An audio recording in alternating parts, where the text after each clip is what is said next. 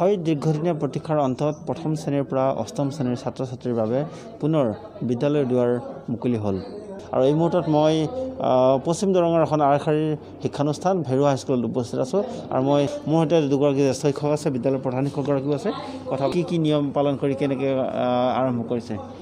প্ৰথমতে আমি বিদ্যালয় যিহেতু আকৌ খোলা হ'ব মানে আমাৰ নৱম দশম ইতিমধ্যে পাঠদান চলি আছে, গতিকে অষ্টম সপ্তম আৰু ষষ্ঠ শ্ৰেণীৰ কাৰণে আমি বিদ্যালয়খন যোৱাকালি পৰহি এই দুটা দিন আমি অলপ চেনিটাইজ কৰিছোঁ আৰু আজি আমি বিশেষকৈ অভিভাৱকসকলক জনাই দিছোঁ যে মানে কোনো ছাত্ৰ ছাত্ৰী যাতে বিনা মাস্কে নাহে আৰু আমাৰ বিদ্যালয়ৰ যিটো গেট তাতে গেটতে আমি চেনিটাইজাৰ ৰাখিছোঁ আৰু হাত ধোৱাৰ ব্যৱস্থা ৰাখিছোঁ।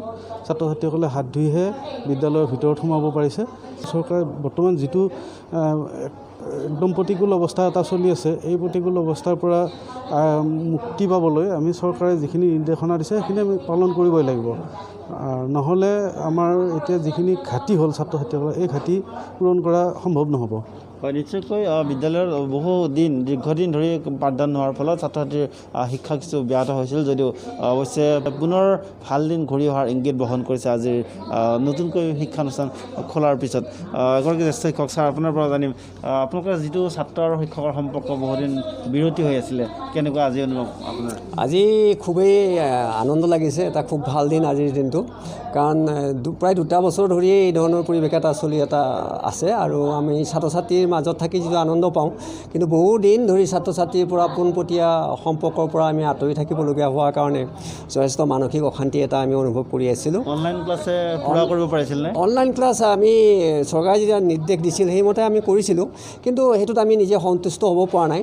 বহু ক্ষেত্ৰত আমি যিখিনি লাইনৰ সুবিধা পাব লাগে সেই সুবিধাটো আমাৰ এলেকাবিলাকত নাই, গতিকে আমাৰ এটা কৰিব লগা কামৰ নিচিনাহে হৈছিল, আমি সন্তুষ্ট হ'ব পৰা নাছিলোঁ। নিশ্চয়কৈ শিক্ষকসকলে যেন নিয়মমাফিকভাৱে তেওঁলোকে অনলাইন ক্লাছ চলাই গৈছিল, তাৰ বিপৰীতে কিন্তু আজি এই ধৰণে মুখামুখিকৈ বা সন্মুখীকৈ পাঠদান বা শ্ৰেণী আৰম্ভ হোৱাৰ পিছত কিন্তু এটা নতুন পৰিৱেশৰ সৃষ্টি হৈছে। মই পাঠদানৰ দৃশ্য মই দেখুৱাইছোঁ, পোনে পোনে শ্ৰেণীকোঠাত প্ৰৱেশ কৰিছোঁ আৰু এই ধৰণে পাঠ পঢ়োৱাৰ দৃশ্যসমূহ কিছু দেখুৱাইছোঁ। আৱহাৰ বিনোদনৰ বাবে এনেদৰে স্বীকাৰ কৰিলে অৰণ্যৰ পশু পক্ষী দিনক দিনে কমি যাব। মই কথা পাতিবলৈ চেষ্টা কৰিম, মানে অকণমান ৰখি দিবা তুমি। পাঠ পঢ়ি আছা, আজি বহুদিনৰ মূৰত বিদ্যালয় আহিছা, ছাৰ বাইদেউ পঢ়াইছে, কেনেকুৱা লাগিছে? ভাল লাগিছে। ইমান দিন ঘৰত পঢ়িব পাৰিছিলানে ঠিকমতে? ঠিকমতে পঢ়িব পৰা নাছিলোঁ, হ'লেও মা দেউতাই অকণমান পঢ়াইছিলে, কষ্ট কৰি পঢ়াইছিলে, কিন্তু স্কুলত পঢ়াৰ সময়ত পঢ়িব পৰা নাছিলোঁ। এই যে আজি ছাৰসকলক লগ পাইছা, আমাৰ লগৰীক লগ পাইছা, বন্ধুসকল লগ পাইছা, কেনেকুৱা লাগিছে? ভাল লাগিছে আজি। কি ক'বা, বহুত দিনৰ মূৰত আহিছা? বৰ ভাল লাগিছে স্কুললৈ আহি, বহুত দিনৰ মূৰত বন্ধু বান্ধৱীসকলক লগ পাইছোঁ, বাইদেউ ছাৰ চবকে লগ পাইছোঁ, বহুত ভাল লাগিছে। এতিয়া ভালকৈ পঢ়িবা নতুন উৎসাহেৰে? হয়, নিশ্চয়কৈ এইসকল ছাত্ৰ ছাত্ৰীয়ে নতুন উৎসাহেৰে পুনৰ পাঠদান আৰম্ভ কৰিছে। কি ক'বা, কেনেকুৱা লাগিছে? আমাৰ তাতে অলপমান পঢ়াইছিলোঁ যদি স্কুলত পঢ়া নালাগিছিল। ছাৰসকলে অনলাইন ক্লাছো কৰিছিল? হয়। কিছু অসুবিধা আছিলে? হয়। হয়, নিশ্চয়কৈ ছাত্ৰ ছাত্ৰীসকলক শিক্ষা লাভৰ কাৰণে শিক্ষকসকলে যিমানে চেষ্টা নকৰক কিয় পোনপটীয়াকৈ এই শ্ৰেণীকোঠাত পাঠদান কৰাৰ পিছত কিন্তু তেওঁলোকে নতুন উৎসাহ লাভ কৰিছে। মই বাইদেউগৰাকীৰ সৈতে এবাৰ কথা পাতিম। বাইদেউ, কেনেকুৱা লাগিছে?